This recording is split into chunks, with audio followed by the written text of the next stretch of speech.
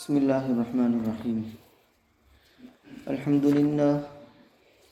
لله نحمده ونستعينه ونستغفره ونعوذ بالله من شرور أنفسنا ومن سيئات أعمالنا. من يهده الله فلا مضل له ومن يضلله فلا هادي له، ونشهد أن لا إله إلا الله وحده لا شريك له، ونشهد أن سيدنا ومولانا محمدا عبده ورسوله صلى الله عليه وعلى آله وأصحابه وبارك وسلم تسليما كثيرا كثيرا. أما بعد، فأعوذ بالله من الشيطان الرجيم. بسم الله الرحمن الرحيم. ولو يعجل الله للناس الشر استعجالهم بالخير لقضي إليهم أجلهم، فنذر الذين لا يرجون لقاءنا في طغيانهم يعمهون. وإذا مس الإنسان الضر دعانا لجنبه أو قاعدا أو قائما، فلما كشفنا عنه ضره مر كأن لم يدعنا إلى ضر مسه، كذلك زين للمسرفين ما كانوا يعملون. ولقد أهلكنا القرون من قبلكم لما ظلموا وجاءتهم رسلهم بالبينات وما كانوا ليؤمنوا، كذلك نجزي القوم المجرمين. ثم جعلناكم خلائف في الأرض من بعدهم لننظر كيف تعملون.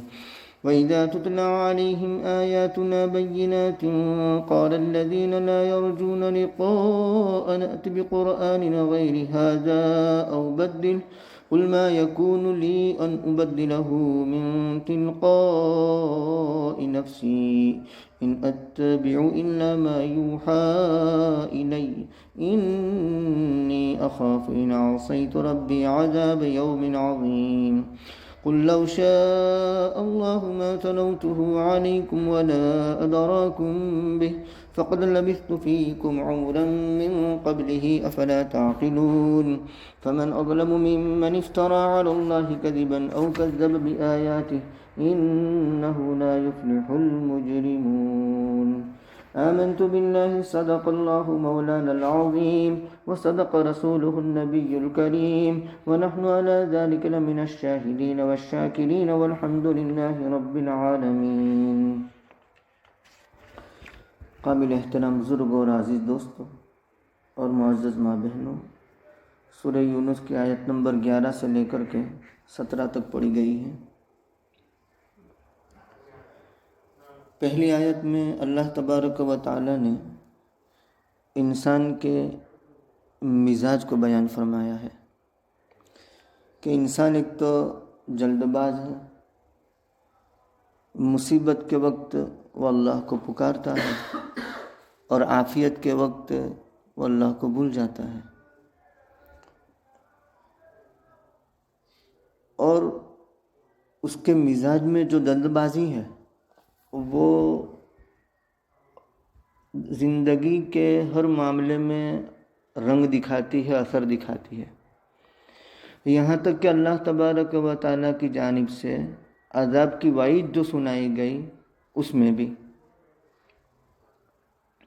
جیسے پیچھے ہم نے پڑھا تھا سورہ انفال کے اندر، نضر بن حارث نے یوں کہا تھا: اللہم ان کان ھذا ھو الحق من عندک فامطر علینا حجارۃ من السماء او ائتنا بعذاب علیم.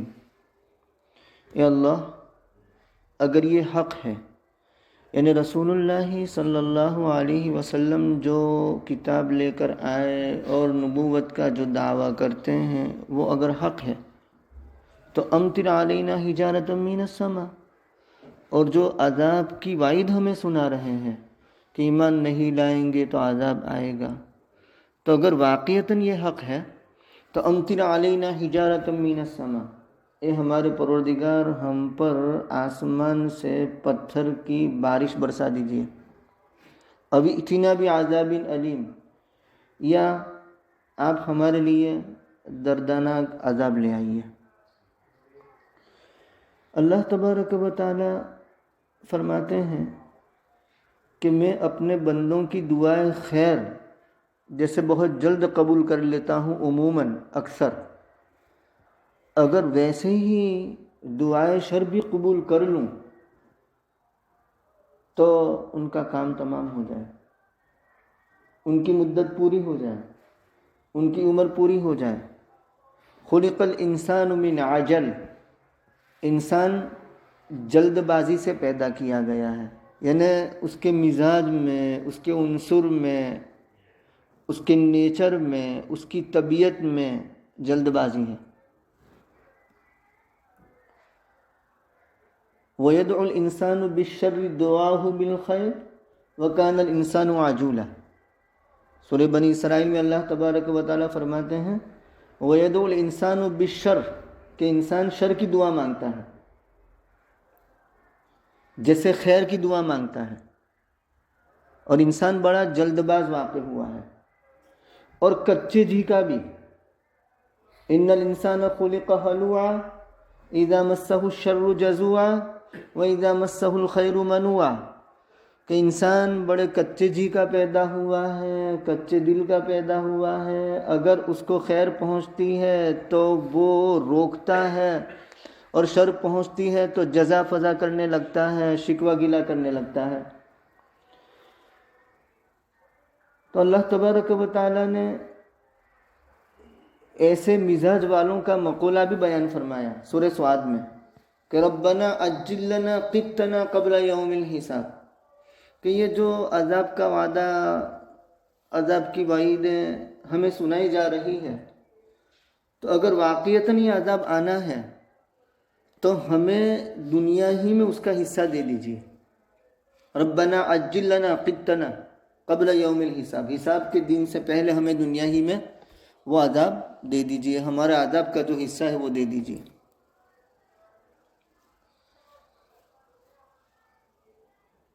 اللہ تعالیٰ فرماتے ہیں اگر اللہ تبارک و تعالیٰ لوگوں کے لیے برائی میں جلدی کرے جیسے کہ ان کے لیے عام طور پر بھلائی میں جلدی کرتے ہیں، یعنی خیر کی دعا جیسے عام طور پر جلدی قبول ہو جاتی ہے، تو ان کی مدت پوری ہو جاتی، ان کی عمر پوری ہو جاتی۔ لیکن یہ مت سمجھنا کہ ہم عذاب کی جلدی مچاتے ہیں، اس کے باوجود عذاب نہیں آتا، عذاب مؤخر ہو رہا ہے تو عذاب کی وعید سچی نہیں ہے۔ نہیں، عذاب کی وعید سچی ہے، لیکن اللہ تبارک و تعالیٰ اپنی حکمت بالغہ کی وجہ سے عذاب کو مؤخر کرتے ہیں تاکہ ظالمین کا ڈول بھر جائے۔ فَإِنَّ لِلَّذِينَ ظَلَمُوا ذَنُوبًا مِثْلَ ذَنُوبِ أَصْحَابِهِمْ، ظالمین کا بھی ڈول بھرنے والا ہے، جیسے ان کے مانند دوسرے ظالموں کا ڈول بھر گیا اور ان کو عذاب دیا گیا۔ فَلَا يَسْتَعْجِلُونَ، مجھ سے جلدی نہ مانگے۔ تو اللہ اپنی حکمت بالغہ کی وجہ سے ڈھیل دیتے ہیں، سَنَسْتَدْرِجُهُم مِّنْ حَيْثُ لَا يَعْلَمُونَ، تاکہ وہ زیادہ سے زیادہ عذاب کے مستحق ہو جائے، اور اس کے بعد اللہ تبارک و تعالیٰ پکڑ فرماتے ہیں۔ عذاب کا جو مطالبہ کیا جاتا ہے اس کی ایک شکل تو یہ ہے کہ پوری امت کو دفعتاً عذاب کے ذریعے ہلاک کر دیا جائے، تو یہ تو اس امت میں ہونے سے رہا۔ اللہ تبارک و تعالیٰ اس امت پر ایسا عذاب نہیں بھیجیں گے کہ دفعتاً یک لخت ون گو میں ساری امت ہلاک کر دی جائے، ایسا نہیں ہوگا۔ یہ پچھلی امتوں کے ساتھ ہوتا رہا۔ رسول اللہ صلی اللہ علیہ وسلم کی دعا کی برکت سے اور رسول اللہ صلی اللہ علیہ وسلم کی رحمت للعالمین کی برکت سے ایسا ہونے سے رہا۔ تاہم کچھ علاقوں میں، کچھ قوموں پر، کچھ افراد پر عذاب کا سلسلہ جاری رہے گا۔ کیوں؟ تاکہ کچھ علاقے کے عذاب کو دیکھ کر، کچھ افراد کے عذاب کو دیکھ کر، کچھ قوموں کے عذاب کو دیکھ کر کے وہ عبرت حاصل کریں، ان کے لیے عبرت پذیری کا سامان ہو، سبق حاصل کریں۔ فَنَذَرُ الَّذِينَ لَا يَرْجُونَ لِقَاءَنَا، ہم چھوڑے رکھتے ہیں ان لوگوں کو جو ہماری لقاء کی امید نہیں رکھتے، یعنی جن کو ہمارے ملنے کی امید نہیں ہے، ہم سے ملاقات کی امید نہیں ہے۔ کس میں چھوڑے رکھتے ہیں؟ ان کی سرکشی میں، وہ سرگرداں، وہ بھٹکتے رہتے ہیں۔ ایک اور انسان کی بے راہ روی کو بیان کیا گیا ہے، گمراہی کو بیان کیا گیا ہے کہ انسان کی یہ بھی گمراہی ہے کیا؟ وَإِذَا مَسَّ الْإِنسَانَ الضُّرُّ دَعَانَا لِجَنبِهِ، جب انسان کو کوئی تکلیف پہنچتی ہے تو ہمیں پکارتا ہے، پڑا پڑا مطلب اپنے پہلو پر لیٹے ہوئے، یا بیٹھے یا کھڑے، مطلب جس وقت کشتی بھنور میں پھنستی ہے اور وہ دیکھتا ہے کہ اب میں چاروں طرف سے گھر گیا ہوں، تو اس وقت بھی اس کو اللہ یاد آتے ہیں. دل من تدعون الا ایاہ واذا مسکم الضر فی البحر دل من تدعون الا ایاہ، کہ جب تمہیں کوئی نقصان پہنچتا ہے سمندر کے اندر تو تم سے وہ سارے معبودان باطلہ گمراہ ہو جاتے ہیں، گم ہو جاتے ہیں جن کو تم پہلے سے پکارتے رہتے تھے. فلما نجاکم الی البر اعرضتم، جب تم کو خشکی کی طرف نجات دیتے ہیں تو تم اعراض کرتے ہو. وکان الانسان کفورا، اور انسان بڑا ناشکرا ہے. اور اس مضمون کو اللہ تبارک و تعالیٰ نے ایک سے زائد جگہ پر بیان فرمایا. وَإِذَا مَسَّ الْإِنسَانَ الضُّرُّ دَعَا، جب انسان کو کوئی تکلیف پہنچتی ہے تو اپنے رب کو پکارتا ہے. دعا ربہ منیباً الیہ، اس کی طرف انابت کرتے ہوئے، رجوع کرتے ہوئے. اور جب اس سے اس تکلیف کو دور کر دیتے ہیں تو نسی ما کان یدعو الیہ من قبل، تو اس سے پہلے یعنی تکلیف میں جس کو پکارا تھا اور اب راحت آ گئی تو وہ تکلیف دور کرنے والے کو بھول جاتا ہے اور اللہ کے لیے شریک ٹھہرانے لگتا ہے. ایک دوسرے مقام پر اللہ نے فرمایا اذا مس الانسان ضر دعانا ثم اذا خولناه نعمة منا قال انما اوتیته على علم، کہ جب ہم تکلیف پہنچاتے ہیں، اس کو تکلیف پہنچتی ہے اور اس تکلیف کو ہم دور کر دیتے ہیں اور اس تکلیف کو راحت سے بدل دیتے ہیں تو یوں کہتا ہے کہ انما اوتیتہ علی علم، یہ تو مجھے اپنے ہنر سے ملا ہے. یہ قارون کی مینٹالٹی، انما اوتیتہ علی علم عندی. تو یہ انسان کا مزاج ہے. وَلَئِنْ أَذَقْنَا الْإِنسَانَ رَحْمَةً ثُمَّ نَزَعْنَاهَا مِنْهُ إِنَّهُ لَيَئُوسٌ کفور، کہ جب رحمت چکھاتے ہیں تکلیف کے بعد تو لیئوس کفور، وہ نا امید اور ناشکرہ بن جاتا ہے. تو یہ انسان کا مزاج ہے. وَإِذَا مَسَّ الْإِنسَانَ، حالانکہ یہ نہیں، یہ درست نہیں ہے. ہاں اللہ تبارک و تعالیٰ نے ان لوگوں کا استثناء کیا جو ایمان پر استقامت کے ساتھ ٹھہرے ہوئے ہیں، جمے ہوئے ہیں. وَلَئِنْ أَذَقْنَا الْإِنسَانَ مِنَّا رَحْمَةً ثُمَّ نَزَعْنَاهَا مِنْهُ إِنَّهُ لَيَئُوسٌ کفور.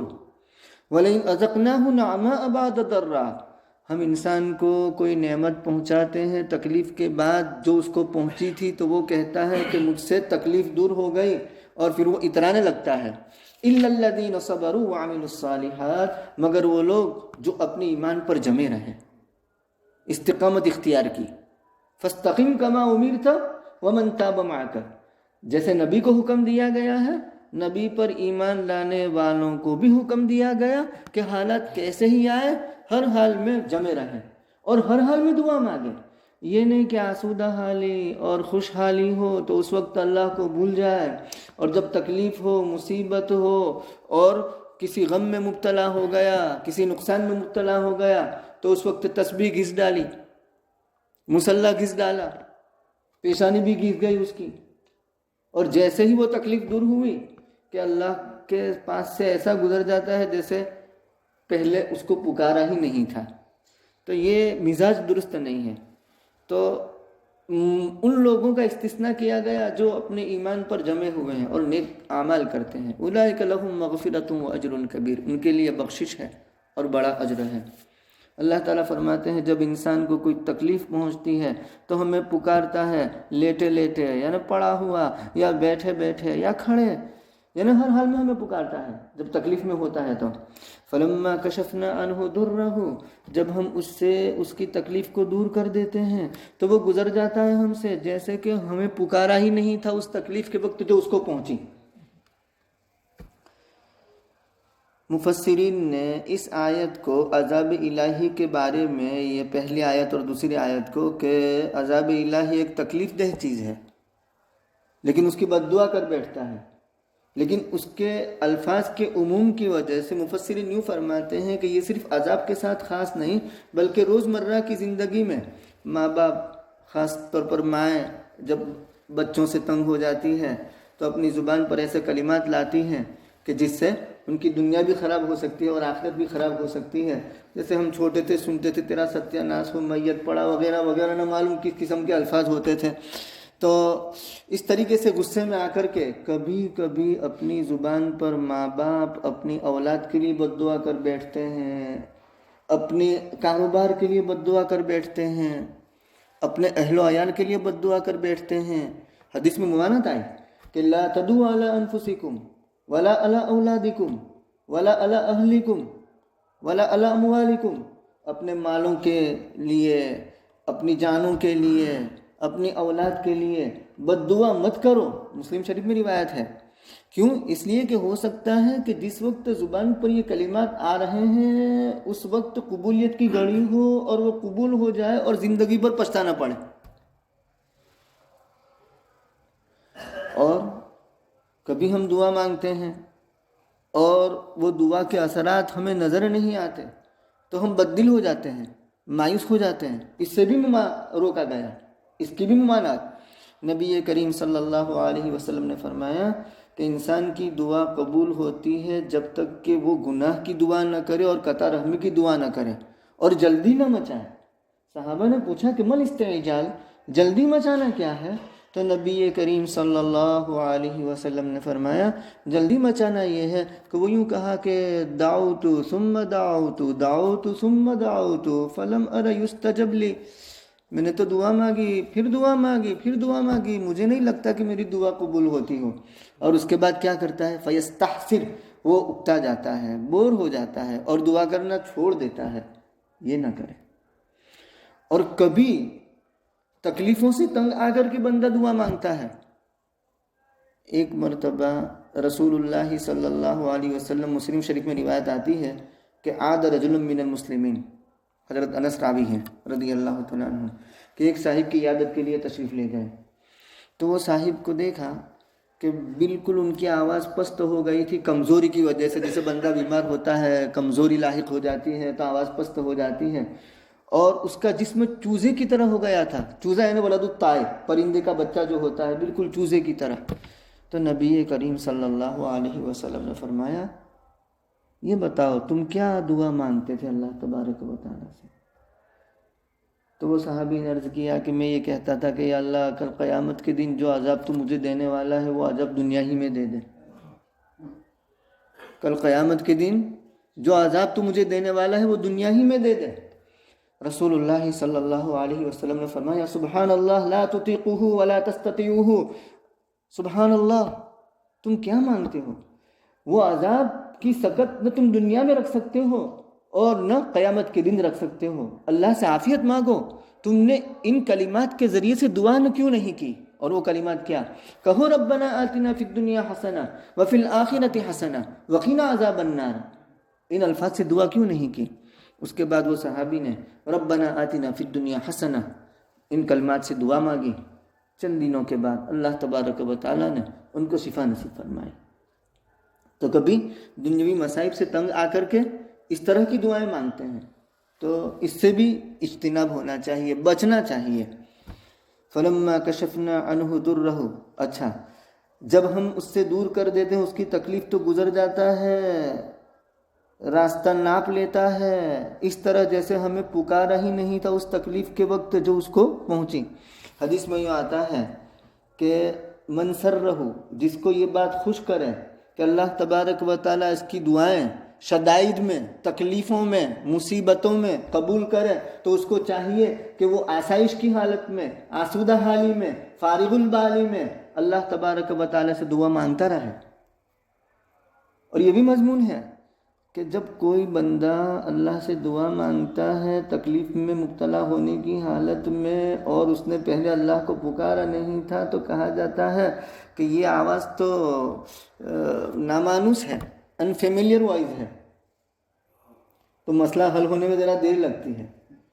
اور جو ہر وقت اللہ کو پکارتا رہتا ہے تو وہاں یہ چرچا ہوتا ہے کہ یہ آواز تو فیملیئر ہے، مانوس ہے، بھئی اس کا مسئلہ جلدی حل کرو، اس کی تکلیف جلدی دور کرو. تو ہر وقت اللہ سے تعلق ہونا چاہیے. یہ نہیں کہ آسودہ حالی میں اللہ کو بھول گئے اور جب مصیبت اور تکلیف آئی تو اللہ کو یاد کیا، یہ نہیں. كَذَلِكَ زُيِّنَ لِلْمُسْرِفِينَ مَا كَانُوا يَعْمَلُونَ. اسی طرح مزین کر دیے گئے مسرفین کے لیے وہ کام جو کیا کرتے تھے، یعنی جو بے باک ہیں، حد سے بڑھنے والے ہیں، ان کے لیے گناہوں کے کام مزین کر دیے گئے. وَلَقَدْ أَهْلَكْنَا الْقُرُونَ مِنْ قَبْلِكُمْ لَمَّا ظَلَمُوا. اللہ تبارک و تعالیٰ بطور وعید کے فرماتے ہیں کہ ہم نے بہت سی بستیوں کو تم سے پہلے ہلاک کر دیا جبکہ انہوں نے ظلم کیا. لہذا تم عافیت سے پہلے مصیبت کیوں طلب کرتے ہو؟ فَيَسْتَعْجِلُونَكَ بِالسَّيِّئَةِ قَبْلَ الْحَسَنَةِ وَقَدْ خَلَتْ مِنْ قَبْلِهِمُ الْمَثُلَاتِ. کہ یہ لوگ عافیت سے پہلے مصیبت کو طلب کرتے ہیں، حالانکہ ان سے پہلے عقوبات کے معاملات گزر چکے ہیں، یعنی پچھلی قوموں کی ہلاکت کے واقعات گزر چکے ہیں، لیکن اس سے سبق لیتے نہیں ہیں. وَيَسْتَعْجِلُونَكَ بِالْعَذَابِ وَلَوْلَا أَجَلٌ مُّسَمًّى لَجَاءَهُمُ الْعَذَابُ وَلَيَأْتِيَنَّهُمْ بَغْتَةً وَهُمْ لَا يَشْعُرُونَ. یہ عذاب کی جلدی مچاتے ہیں. وَيَسْتَعْجِلُونَكَ بِالْعَذَابِ. اگر وہ عذاب آ گیا تو ان کا معاملہ ختم کر دیا جائے گا. آئے گا ضرور عذاب، اچانک وہ قیامت آئے گی اور پتہ بھی نہیں ہوگا. وَيَسْتَعْجِلُونَكَ بِالْعَذَابِ وَإِنَّ جَهَنَّمَ لَمُحِيطَةٌ بِالْكَافِرِينَ. یہ عذاب کی جلدی مچاتے ہیں اور جہنم کافرین کو گھیرے ہوئے ہیں. تو کہا کہ عبرت نہیں لیتے، سبق نہیں لیتے. تم سے پہلے بہت سی جماعتوں کو ہلاک کر دیا جبکہ انہوں نے ظلم کیا. یہاں ظلم سے مراد کفر ہے، شرک ہے، کیونکہ حضرت لقمان علیہ السلام نے اپنے بیٹے کو نصیحت کی تھی، ان الشرک لظلم عظیم. شرک یہ سب سے بڑا ظلم ہے. وجاءتهم رسلهم بالبینات. ان کے پاس ان کے رسول کھلی ہوئی نشانیاں لے کر پہنچے اور وہ ایمان لانے والے نہیں تھے. اسی طرح ہم بدلہ دیتے ہیں، سزا دیتے ہیں گنہگار لوگوں کو، مجرم لوگوں کو. ثم جعلناکم. ان کے ہلاک کرنے کے بعد کیا ہوا؟ ہم نے تم کو نائب بنا دیا زمین کے اندر ان کے بعد.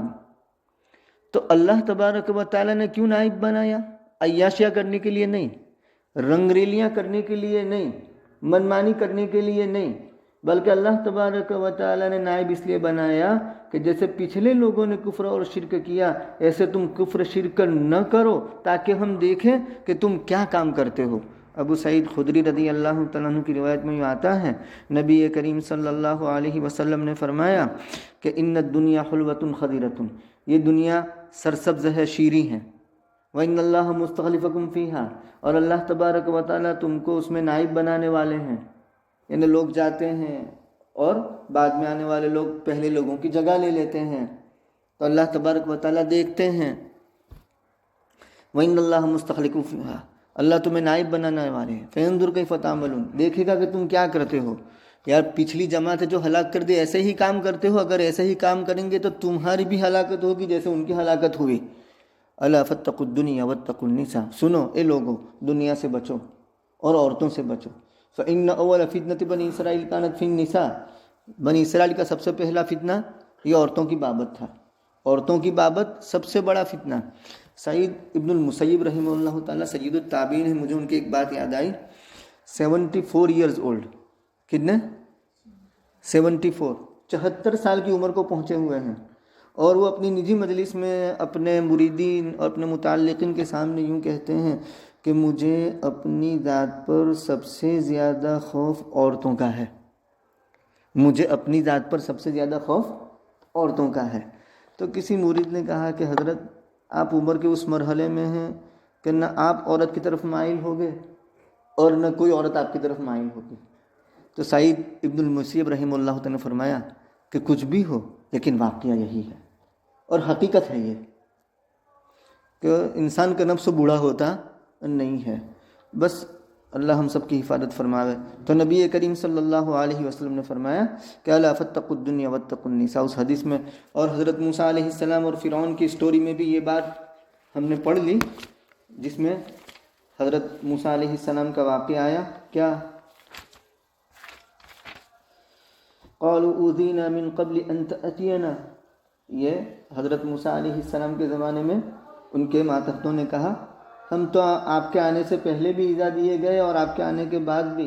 قال عسى ربكم ان يهلك عدوكم، ہو سکتا ہے کہ تمہارے دشمن کو اللہ ہلاک کر دے اور تم کو نائب بنا دے زمین میں، فینظر کیف تعملون ویستخلفکم فی الارض فینظر کیف تعملون، تو اللہ دیکھتے ہیں نائب بنا کر کے کہ یہ کیا کرتے ہیں۔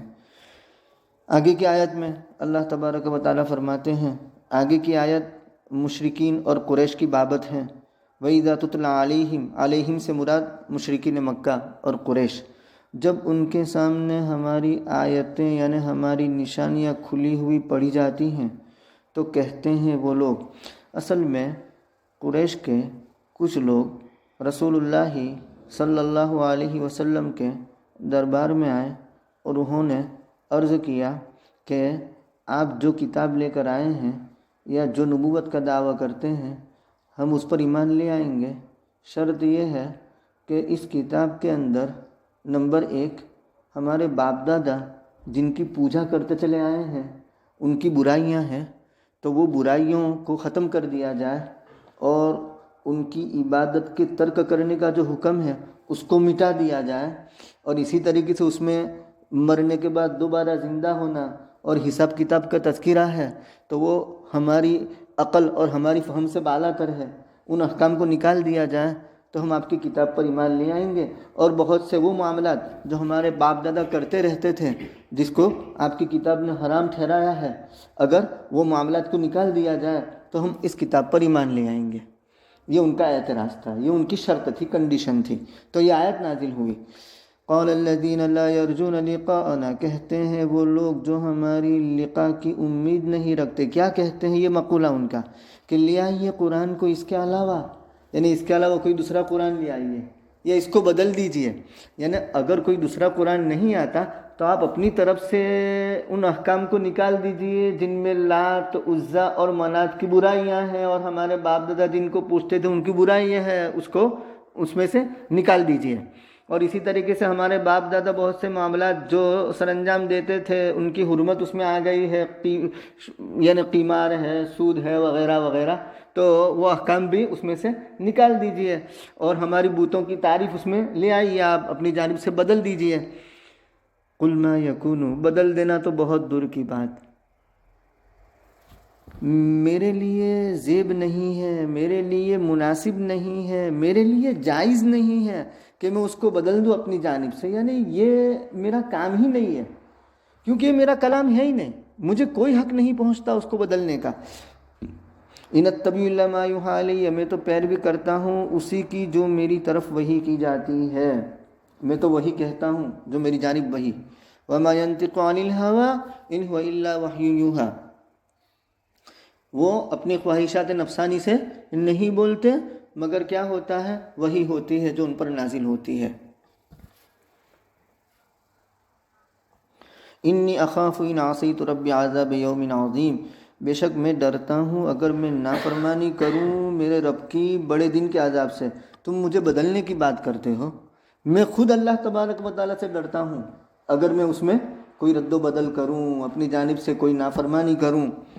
قل لو شاء اللہ، نبی کریم صلی اللہ علیہ وسلم سے جواب دلوایا جا رہا ہے کہ کہہ دیجئے اگر اللہ چاہتا تو میں اس کو تمہارے سامنے نہ پڑھ سناتا اور اللہ رب العزت تمہیں اس کی خبر نہ دیتا، لیکن جب میں تمہیں اس کلام کو تمہارے سامنے پڑھ سناتا ہوں اور اللہ تبارک و تعالیٰ نے میرے ذریعے سے تم کو اس کی خبر بھی دی ہے، یعنی وحی کے ذریعے سے، تو معلوم ہوا کہ یہ اللہ تبارک و تعالیٰ کا کلام ہے، یہ میرا کلام نہیں ہے۔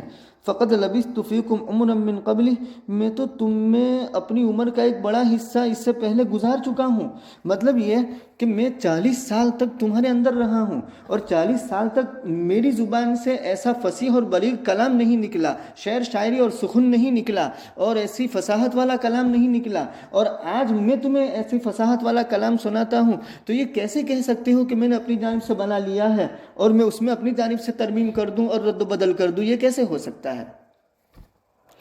تو گویا کہ اس میں تحدی اور چیلنج ہے کہ اس سے پہلے میں تمہارے اندر رہا ہوں اگر تمہارے اندر میں اپنا مقام حاصل کرنا چاہتا، اونچا رتبہ حاصل کرنا چاہتا، تو بہت پہلے اپنی جانب سے کوئی بات گڑھ لیتا، لیکن اب تک میں نے کوئی بات گڑھی نہیں، اور تم اس بات کے شاہد اور گواہ ہو کہ میں نے کبھی اپنی اس 40 سالہ زندگی میں جھوٹ نہیں بولا تمہارے سامنے، اور تم میری صداقت اور امانت کی گواہی دیتے ہو، مجھے صادق الامین کہتے ہو، تو اب کیا 40 سال کے بعد کیا وجہ ہے کہ میں جھوٹ بولوں گا اور اللہ پر جھوٹ باندھوں گا اور کلام کو اللہ کی طرف منسوب کروں گا اپنی جانب سے بنا کر کے؟ یہ کیسے ہو سکتا ہے؟ افلا تعقلون، کیا تم سمجھتے نہیں ہو؟